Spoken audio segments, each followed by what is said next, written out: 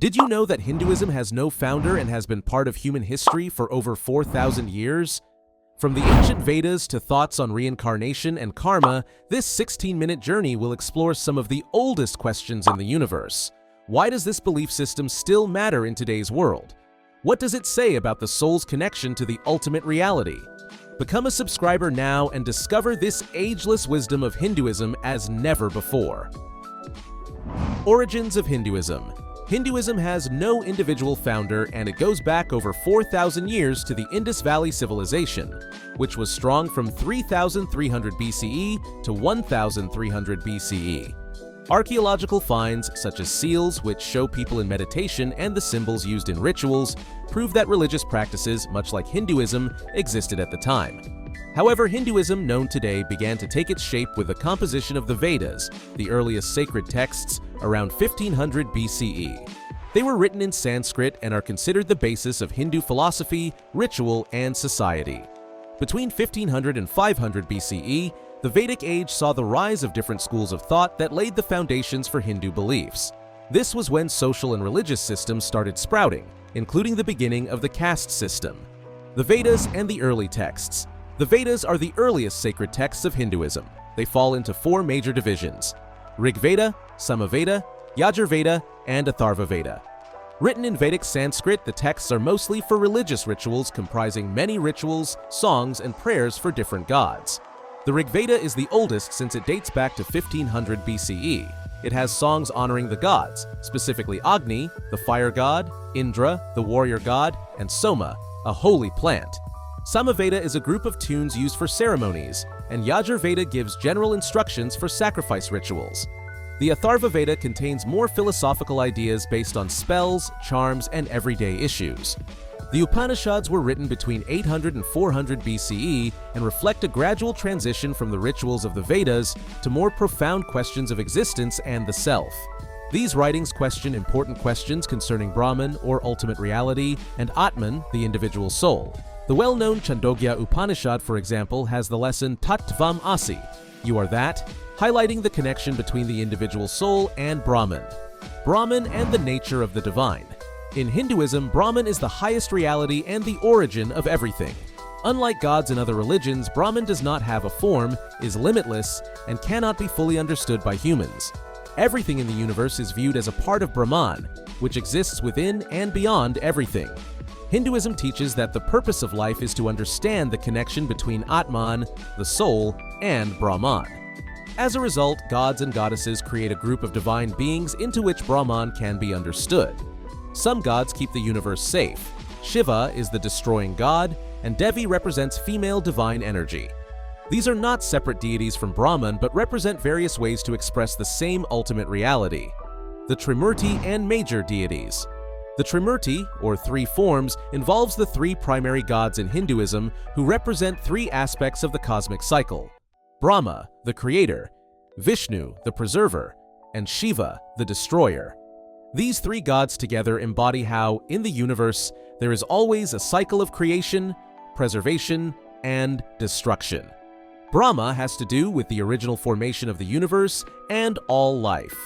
Brahma is of high rank in Hindu cosmology, but less worshipped than the other two gods in Trimurti. He has very few temples. Vishnu is greatly worshipped, especially for the sustenance of cosmic equilibrium. Vishnu's avatars, particularly Rama and Krishna, are central characters in two of Hinduism's most popular epics, the Ramayana and Mahabharata. Shiva is considered a destroyer god, but he is also believed to enable change and new trends. He can be perceived as sitting in deep meditation or performing a cosmic dance. Shiva hatches things out into existence only to destroy them. These gods, along with others such as Lakshmi, goddess of wealth, and Saraswati, goddess of knowledge, are an important part of religious Hindu practices, performed within temples and in festivals. Karma, Dharma, and the moral order. Karma and Dharma are two important Hindu beliefs that guide how people act and what is right or wrong. Karma means the law of cause and effect, which says that what a person does in this life and previous lives affects what happens to them in the future. Good actions lead to good results, while bad actions lead to suffering. This belief in karma is closely connected with the idea of samsara, which means birth, death, and rebirth in the cycle.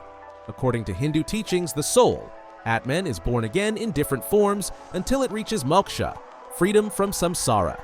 Dharma means a person's duty or right path. It is a moral and ethical code that changes based on a person's caste, age, and gender. Following your dharma is crucial in keeping the universe in balance and making spiritual growth. For instance, a kshatriya, warrior, must protect society. At the same time, a Brahmin, priest, has to keep spiritual knowledge safe and lead rituals. The Bhagavad Gita, one of the most important texts in Hinduism, explains dharma in detail, indicating that it is better to follow your dharma imperfectly than to do someone else's duties perfectly. Reincarnation and moksha. The idea is called samsara, which defines the cycle of birth, death, and rebirth. It is considered a very important idea in Hinduism, and it shows faith in the idea that the soul, called Atman, lives forever. According to Hindu teachings, the soul does not die with the body but is born again in new forms according to the karma from previous lives. Karma is the moral law of cause and effect, where actions in this life dictate conditions at rebirth. Samsara is also known as a cycle of suffering because the soul is perpetually bound to the physical world, experiencing such limitations, desires, and challenges that come with humanity. Samsara is, in fact, an ancient concept that originated during the Upanishadic period of around 800 to 400 BCE. During this time, the nature of Hindu philosophy evolves from Vedic rituals to a deeper exploration of the self and the universe. During this time, the Upanishads also introduced the concept of moksha, or liberation, the ultimate objective of human life in Hinduism. Moksha means the soul's liberation from samsara, an endless cycle, and the union with Brahman, the universal and supreme reality. Moksha can be attained through many spiritual practices, including Jnana Yoga, where knowledge is realized to understand that Atman and Brahman are the same. The path of devotion, Bhakti Yoga, focuses on surrendering to a personal deity, such as Vishnu or Shiva, through love and worship. The path of selfless action, Karma Yoga, involves performing one's duties without attachment to the results. Are you fascinated by the ancient wisdom of Hinduism? Don't miss out on more videos that dive deep into history, spirituality, and philosophy. Hit that subscribe button and stay connected. The caste system, Varna and Jati. The caste system, known as Varna, is an ancient social ranking firmly integral to Hindu society. It is based on what one does in society. 2 high positions, Brahmin priests and the Kshatriyas, or warriors, and 2 low positions, merchants and Shudras, laborers. The origin of the caste system is traced back to the Vedic period, but initially it was a fluid system centered on individual traits and behavior. With time, the caste system tightened up. Each person was born into a specific caste, Jati, and only had the right to practice certain jobs and fulfill certain societal roles. The caste system has stirred up much debate because it is associated with discrimination and social inequality. The Indian Constitution outlawed caste-based discrimination in 1950. However, societal and economic systems are still feeling the consequences of the caste system in India. Reform movements, just as that of Mahatma Gandhi and Dr. B.R. Ambedkar, marked a struggle against caste oppression, fighting for social justice. Hindu rituals and daily practices. Hindu rituals and daily practices have been a key part of the faith for thousands of years. They help people feel close to the divine and strengthen their religious and cultural identity. Many of these practices come from the old Vedic traditions, which started around 1500 BCE. Back then, the rituals mainly focused on fire sacrifices and offerings to different gods. Over the centuries, these rituals transitioned to include more personalized and community ways of worship, including pujas, devotional ceremonies, which are now extremely important in Hindu religious life. Daily activities of a Hindu usually begin with morning prayers, offerings to household gods, and recitation of mantras. These activities occur at home, where such small altars are set up for family gods, or in temples. Pujas are ceremonies where one offers food, flowers, and incense to the gods, and prays for blessings. Although specific rituals vary according to which god is being worshipped, they all reflect love and keep the connection up with the divine. Hinduism also emphasizes samskaras, or life cycle rituals, marking important events such as birth, marriage, and death. These ceremonies date back to the Vedic era and purify the individual and ensure that he performs his dharma or moral role. Festivals play a very significant role in Hinduism. They are both religious and popular. Different festivals like Diwali, the festival of lights, Holi, the festival of colors, and Navratri, the festival of goddess Durga, are celebrated with great vigor in Hindu communities. The role of temples in Hindu worship. Temples are sacred centers within Hinduism where people perform rituals, pray, and establish an element of connection with God. The Hindu temple is a construction based on specific rules of sacred shapes, and the temple represents the universe in a small form. The Garbhagriha, or inner room, is where the principal god is kept, and the rituals performed here are believed to help bring the person closer to the presence of God. Hindu temple designs are different in various regions, reflecting local customs and styles. For example, South Indian temples are known for their tall gopurams, or gateway towers. In contrast, North Indian temples typically have shikaras or spires shooting above the central shrine. Pilgrimage and sacred geography. Pilgrimage, or tirthayatra, is an important practice in Hinduism. It allows devotees to gain merit and look for spiritual cleansing. Hinduism has special places linked to certain gods or stories of Hindu myths, such as rivers, mountains, and temples. The Ganges River is considered the most sacred river in Hinduism and is believed to have the power to wash away sins. People take pilgrimages to places like Varanasi, Haridwar, and Rishikesh to bathe in these waters, mainly during great festivals like Kumbh Mela, which attracts millions of visitors. Other important pilgrimage sites are the Chardham, which means 4 places. These places are Badrinath, Dwarka, Puri, and Rameswaram. They are seen as important spots for people looking for spirituality. Hindu sects and schools of thought. Hinduism is a complex religion with many groups and thought traditions. The various groups interpret the sacred texts and practices of the religion in quite different ways. This pluralism had characterized Hinduism throughout its entire existence, from the Vedic period of 1500 to 500 BCE, when characteristic rituals and beliefs began to emerge.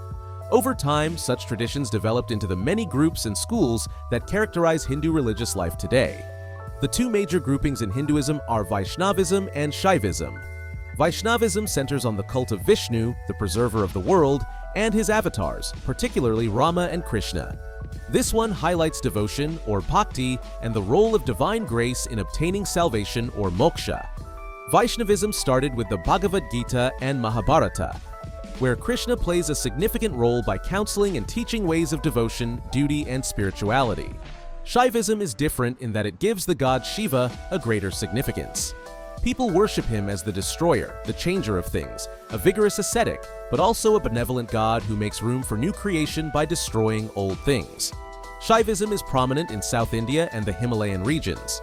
Influential sacred texts like the Shiva Purana and the Tirukural formulate the teachings. Shiva devotees often express their status as yogi through deep meditation and ascetic practices, the latter being indicative of his great legacy. The second main sect to be mentioned is Shaktism, which worships the goddess Shakti or Devi as a feminine divine power. Shaktism centers on worshipping goddesses such as Durga and Kali, who are considered the original cosmic energy and creation. It is one of the most ancient Hindu philosophies and is practiced enthusiastically in regions such as Bengal and Assam, whose major festivals are celebrations of Durga Puja, which commemorate the victory of goddess Durga over evil. There are many philosophical schools in Hinduism that can give better meanings for understanding reality and self. Vedanta, probably the most important, is the Advaita Vedanta school that indicates Brahman is ultimately the same as Atman, or the universal and individual souls, respectively. Ancient Samkhya explains the universe in terms of dualism, whereby the spiritual element, Purusha, is separated from the material aspect, Prakriti. Thanks for watching. If you enjoyed this look into Hinduism, please like it, share your thoughts in the comments, and don't forget to subscribe for more content like this.